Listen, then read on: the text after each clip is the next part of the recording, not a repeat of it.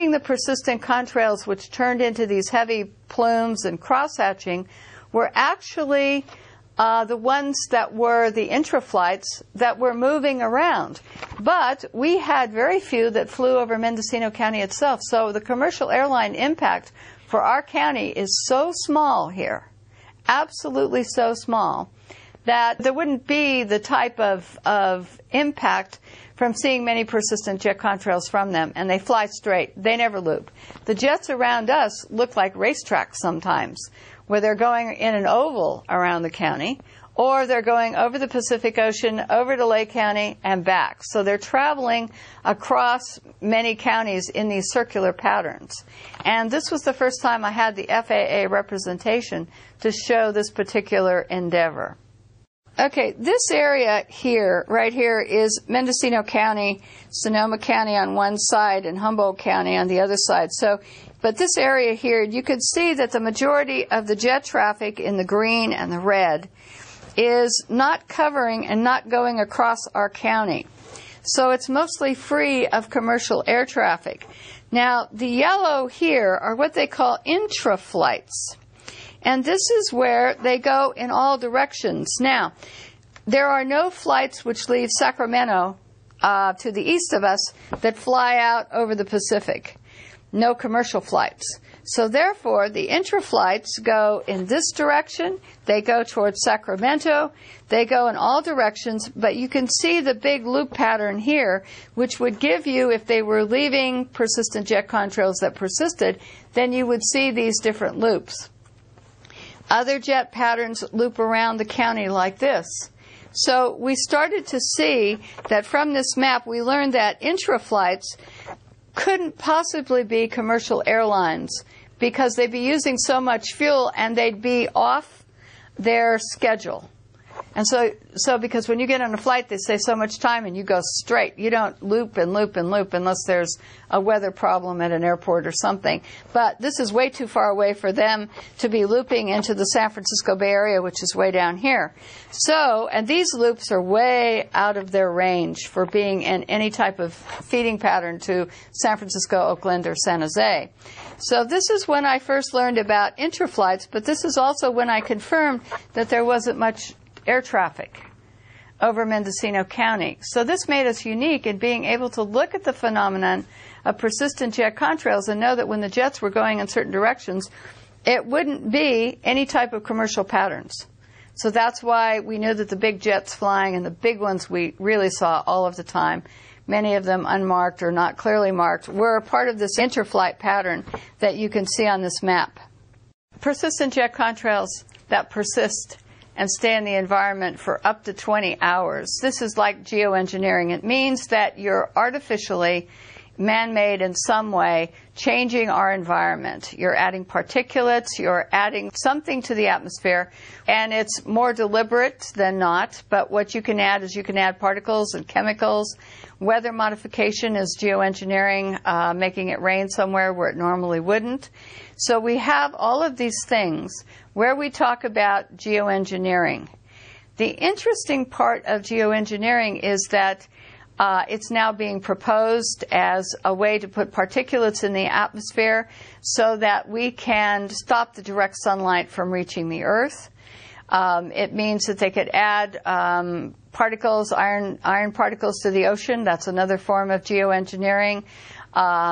In other words, when you have jets that change the climate, that's another form of man-made geoengineering. So geoengineering means something that you're going to do in the atmosphere that would not normally be happening on any normal type of basis. In other words, a volcano would be normal. The particulates coming up from a volcano, for example, would be a normal phenomenon, and then we would take whatever consequences comes from that. However, when you start taking and talking about, as Holdren is, he's Obama's science advisor, talking about taking care of global warming, in other words, by putting particles in the air, like sulfur or some other particles, then that means that we're going to take some action where we're going to try to interfere with some normal processes that are going on. And the problem with this, for example, with sulfur, is that sulfur, in the sense of it, we took it out of diesel fuel in California. in 2006. And we said we have to clean it up because kids get asthma from sulfur, lots of health problems associated with too much sulfur in diesel fuel. We take it out of diesel fuel, and then someone comes along, like Paul Crutzen, and he says, we're going to put it up in the atmosphere to obscure the sunlight, so less sunlight reaches the earth, and therefore that will cool us down. But what about the health effects? If you have to take it out of diesel fuel, then my question is, why are you going to put up something that's not helpful into the atmosphere and try to change the process that we live under? And that's what geoengineering is. It's taking something and you're going to artificially induce something into our environment that's going to change for some reason. For example, stopping global warming or slowing it down. Let me go back to 2006 in November. NASA Ames in California had a meeting of geoengineers from all over the world. It was a big meeting. It went on for a week, and it was not open to the public. During the course of this meeting, they were talking about these different geoengineering projects that they were studying. These were university professors, different people, and there was many proposals that were put forward at this meeting. I was lucky enough to be present at the one-day public event that they had on this meeting, where several of the scientists and college professors spoke at this meeting with regard to geoengineering. One of the things we have on tape, because it was allowed to be videotaped, is that they were talking about the word geoengineering. And many of the geoengineering people in 2006 said that they had kept the word out of the public realm because they knew that if the public would find out about some of their schemes of putting chemicals into the air, to shooting salt into the air, all kinds of different experiments, that the public might say no. So they actually admitted that they'd kept the word geoengineering out of texts and out of. You can't find it in a lot of college textbooks at any lower level in high school, or you can't find it in undergraduate classes a lot of times in colleges. I found that to be true because I went back and looked. So what happened was the phrase was taken out, but a lot of scientists were getting money to study how they could interfere with the normal atmospheric conditions. So there was weather modification, there was planning to put chemicals or particles in the air. And so these schemes had been around for a long time, but they weren't really discussed in any public forum. They were discussed within their own cliquey group, essentially. I think that they're trying to begin to put it out to the public because they've been experimenting on it for a long time, and they want to do more experiments, and they need the funding.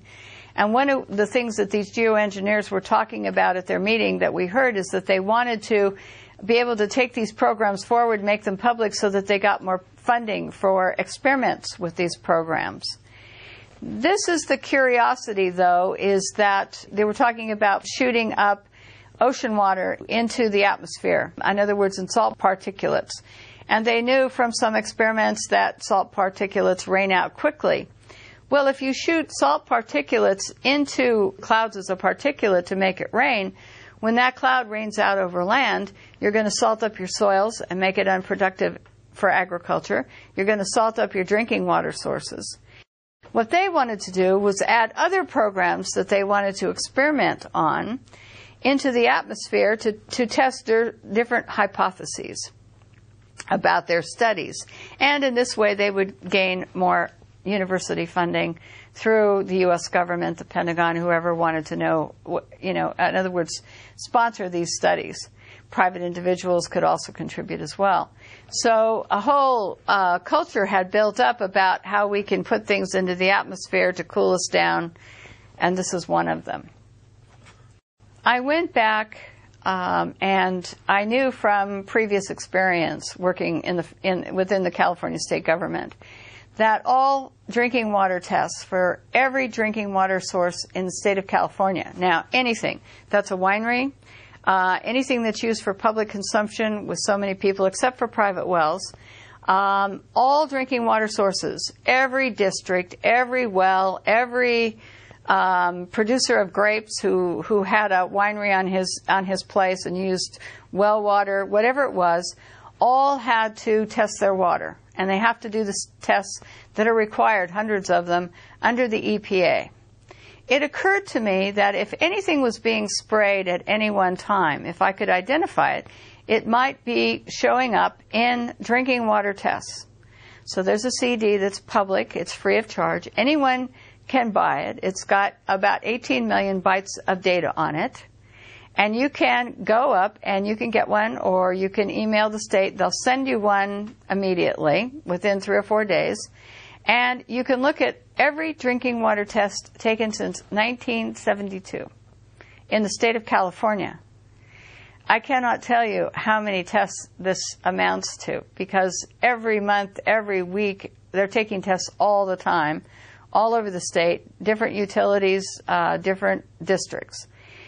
I went back and looked at spreadsheets of every county, city, state, whatever, and I tried to determine from looking at all this data if there was anything that looked unusual. I found herbicides and pesticides where I expected to find them in the Central Valley, where they use a lot of herbicides and pesticides. So I kind of took those out. I looked at everything that I thought you would normally find downwind of a factory. After I got rid of all of those, I began to look at, was there anything showing up in all the drinking water spikes across California on a pretty consistent level? Initially, I looked for things like barium, aluminum, manganese, magnesium, calcium. I looked at what the pH of the water was to see if I could find any blips in pH. But what I discovered was that during the course of the year, starting in 1990, no less, that the water sources were all registering unusual spikes. Now, they weren't spiking just alone. Almost every water test in the state of California was showing spikes in a certain year and a certain month for certain of these chemicals. And I have a list of them, and I will be able to give them to you, but I was absolutely amazed and surprised about these spikes. And I said, what's going on? Why are these spikes occurring in almost all the drinking water sources all at the same time across the state of California? Now, sometimes wells would spike in a time distance if they had any type of the water that would come down in rainfall or flooding would get into the well systems. Then you would show spikes later and not as high because of percolation problems. But we began to find these spikes. And it began to tell me that somebody somewhere was beginning to use inordinate amounts of arsenic, barium, aluminum, calcium, manganese, magnesium, and that all of these things, lead, iron, were all spiking at the same time. How can you have them spiking in the same time across the entire state of California when prior to the 1990s, and they were testing for these chemicals prior to the 1990s, that they weren't showing up in water systems at all, or they weren't spiking? And all of a sudden, way over state and federal standards, we found this data. A friend of mine took and graphed every single water district, every single piece of data, and we now have a graphing program so we can look at any water system in California, and we can determine if they were spiking in unison with any other water system across the state of California. It took 300 hours to write a program to do this. Monumental chore to do, but we now have it, and we can show you the graphs. We can show you the actual water data from the state and show that these are unusual spikes. My job then began to go and look at graphs that were provided by the California Air Resources Board. And what we discovered is that the spiking from the California Air Resources Board air tests were also spiking in the same years and at the same time and coordinated with the spikings in the water supply, which led us to believe that this was something that was airborne and had to be hitting us from the air.